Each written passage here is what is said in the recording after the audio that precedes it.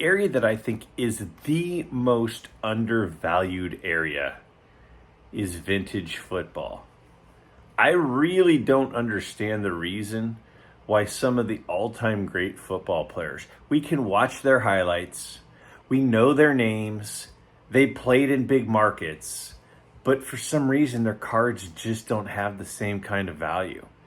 Now, I know a lot of us are baseball card collectors, and a lot of us haven't really even gone that deep into football cards.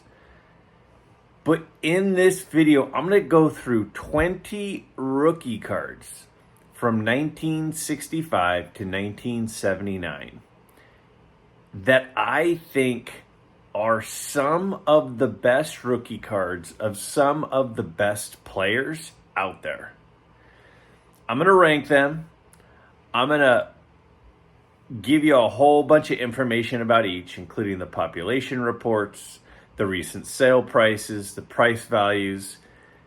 And I really think if you are not that big of a football collector, or you're thinking about getting into football, I really think this is a list that you can really get started with and start picking off some of the all-time great players. And I think you're going to be really surprised at the affordability. All of these, again, are rookie cards. The best rookie cards from 1965 to 1979. Check them out. So I recently did a video on cards from the 1970s, but they were baseball cards. And a bunch of people were asking if I could do something similar for football cards as well. So here you have it. These are all cards from 1965 to 1979. They are ranked based on the most recent PSA 7 sale on eBay. I have pop reports, PSA price guide values, and recent sales on eBay. And again, I used PSA just for consistency purposes. And let's get right after it. Number 20, Earl Campbell's rookie card, 1979 Topps.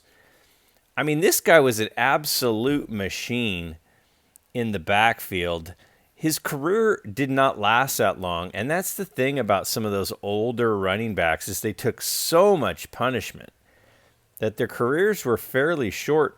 But if you look here, a PSA 7 goes for $31. Now, again, don't forget, $20 to $25 to grade a card. So you've got about $5 to $10 into the card if you get a 7. An 8 jumps up to $110. But look at that grade 5 and grade 6 costs. The most recent 5 sold for $11. And the most recent 6 sold for $18.59. What a deal. I mean, this guy's one of the best running backs of all time.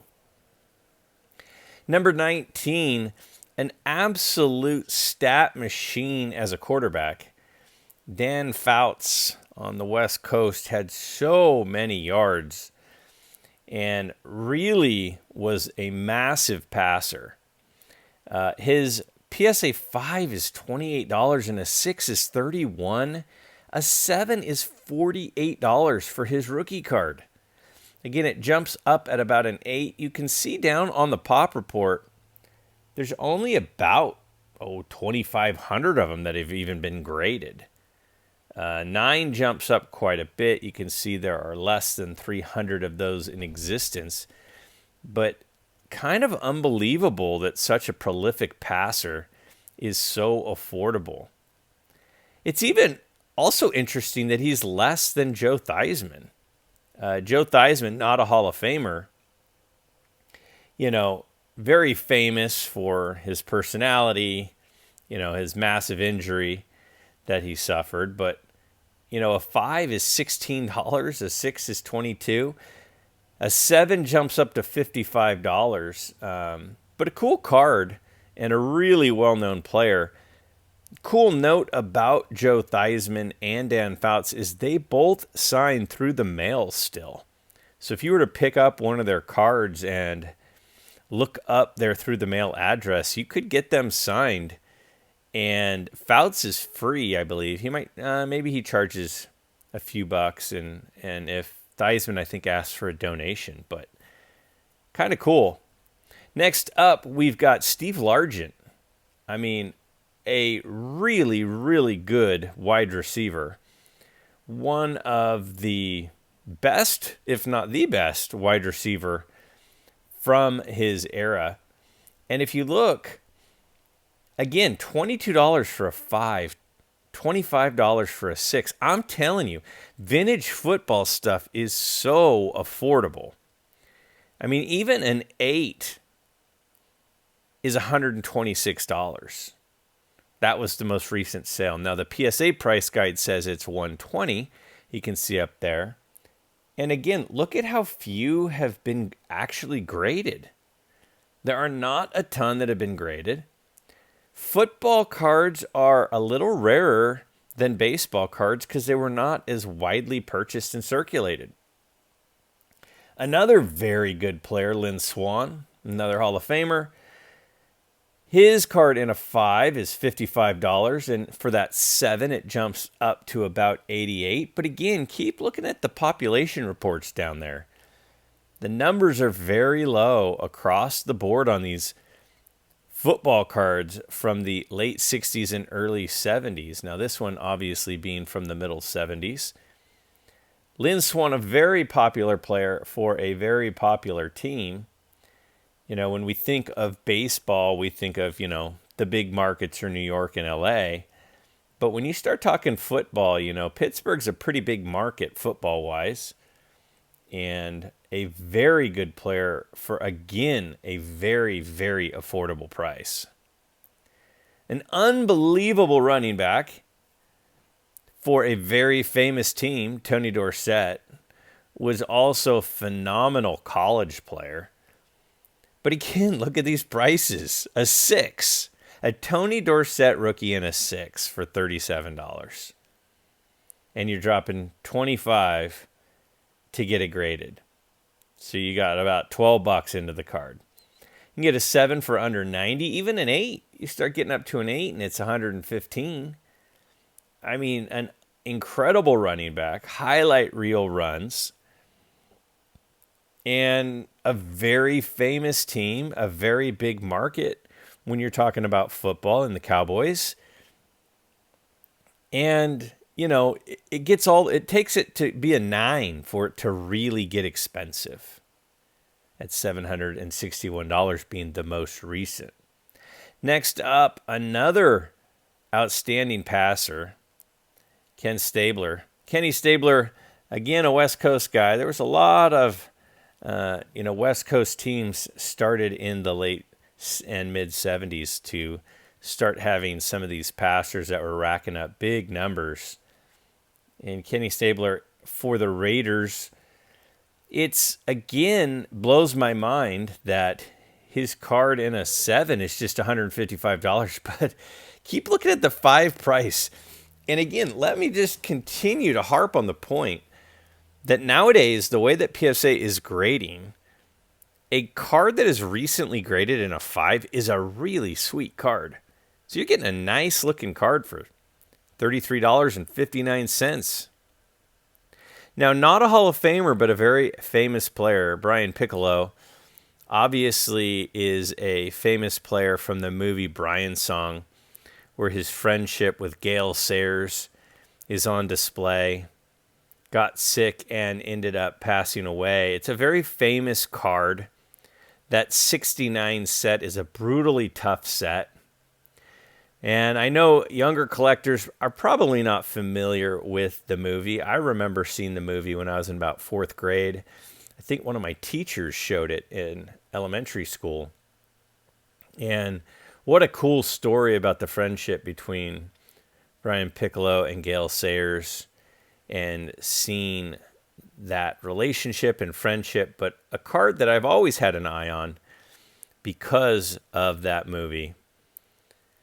Next up, we have Franco Harris. Franco Harris, again, one of the Steelers' all-time greats, big-time football town, incredible runner for the Steelers, and I really love this card. beanie he's got on there. There's a Joe Namath card where he's got a sort of a similar beanie on that's also kind of an iconic card. Passed away not that long ago, was in the news, 6 months ago or so. But again, his rookie card is about $165 in a 7. PSA has it a little higher, but that's the most recent sale.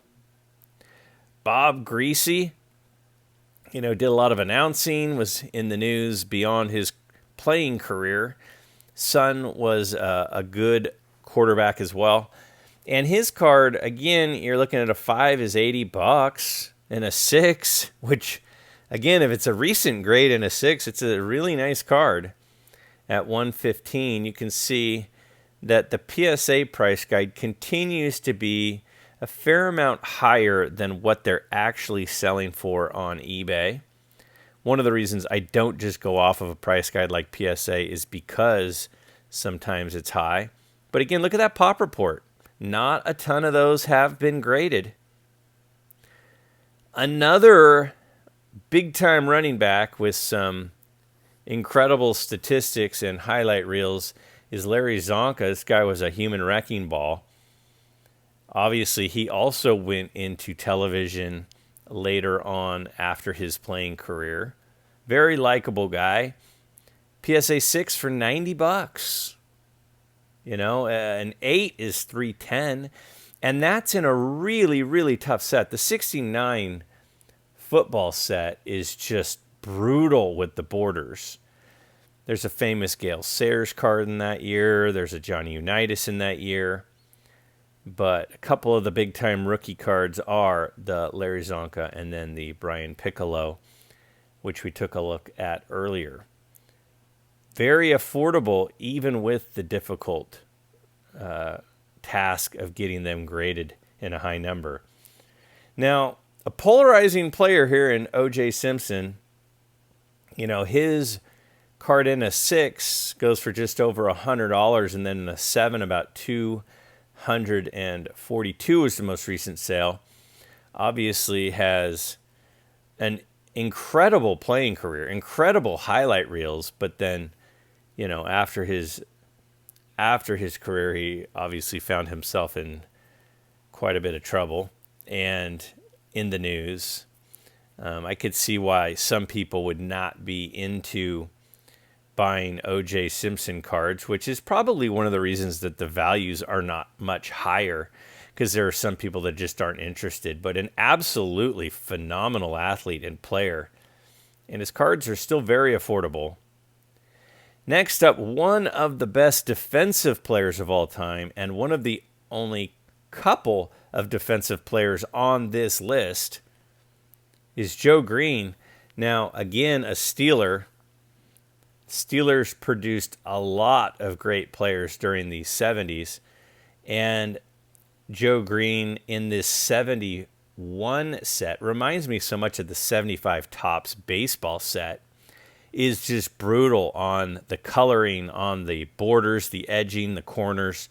So difficult to get one in a high grade. You can see that the 8 is all the way up at $1,500 because it's so hard to get a high grade.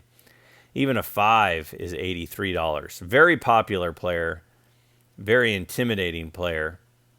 And again, one of only a couple of defensive players on the list.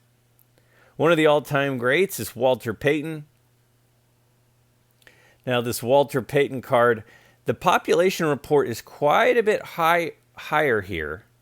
One of the reasons probably because most of them that are out there have been sent in at this point. And you'll see, $280 for a 5. For just an extra $45, you can get a 6. So I would say step up to the 6 if you're interested in getting a 5. Might as well just spend a few extra dollars and get the 6, assuming that the 6 is a good high-end 6.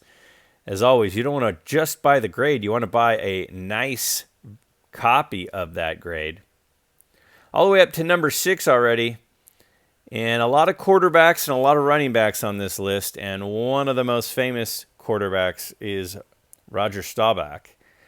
This is a really tough short printed card.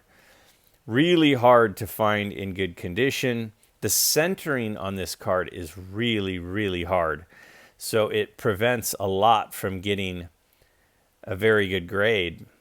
But you can see the 6 is 290, and then it jumps way up for a 7 at almost $900, which is completely out of line with the PSA price guide for the 7.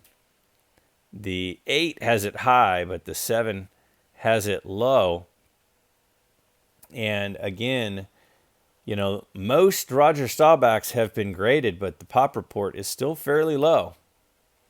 One of the cards on the list that I already have is a Gale Sayers. Mine's actually a 5.5, and I think it's a really nice 5.5. I think it's more like a high-end 6 personally. Not a ton of them graded. This is a 66 Philadelphia. For 66 and 67, the premier company for football cards was Philadelphia. And we've got a 5 for $395 and a 6 for $479. So we're starting to get up there a little bit on price. 7 jumps quite a bit, and then the 8 goes way up. Again, another card that's hard to get centered. They also tend to have a little bit of a diamond cut where they're a little twisted diagonally, so it's hard to find a well-centered one. The paper quality of the Philadelphia cards is also not like Topps, so that is a factor as well. Another 71 Topps and another Steeler. Lots of Steelers. Terry Bradshaw now, very famous quarterback, still in the news. We see him every Sunday morning on the broadcasts and on the TV. And again, the difficulty of this card is part of what jumps up the 7 and 8. The fact that it's just so hard to find one without chipping and edging and corner issues with this colored border of the card. So, a 5 is $245, which isn't awful, but then it starts jumping up really fast above that. Again, if we look, there are, over 4,000 of them have been graded because most of them out there have been graded at this point. The most expensive defensive player on the list is the Dick Butkus card. It's also a 66 Philadelphia, so it has Gale Sayers and Dick Butkus rookie cards in the same set. You look at the PSA price guide there, and then you compare it to what they're actually selling for on eBay, and it's not even close. Interesting that they're selling for about double what PSA's price guide says. Again, look at the low pop report. Just over 1,000 of them have been graded by PSA, which is really incredible because, a very famous player. Again, a lot of these guys had second careers in broadcasting or on television. And then we've got a Fred Biletnikoff, and this set is brutal. Look at the population report there. Like about 600 of these have been graded. So when you start looking at the prices of a 7 for $1,300, a 6 for $575, it's that tall boy format, just like the 69 and 70 basketball cards. And it's just a brutally tough set. There aren't a ton of them floating around, and the ones that are really trashed. And then we've got the big one, Joe Namath. Joe Namath, his stats are not up there with some of the other quarterbacks, but his coolness and his likability and playing in the big market and make his cards very, very expensive. You can see a 7 is over, their most recent sale was over $17,000 for 7.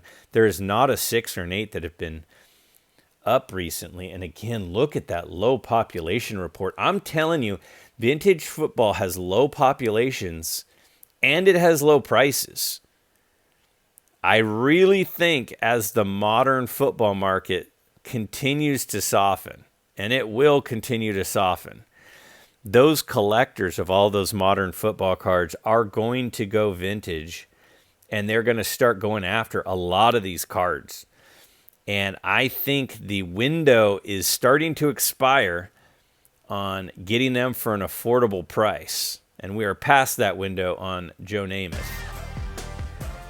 Again, thank you so much for watching. What do you think of the list? Which card surprised you the most on its affordability?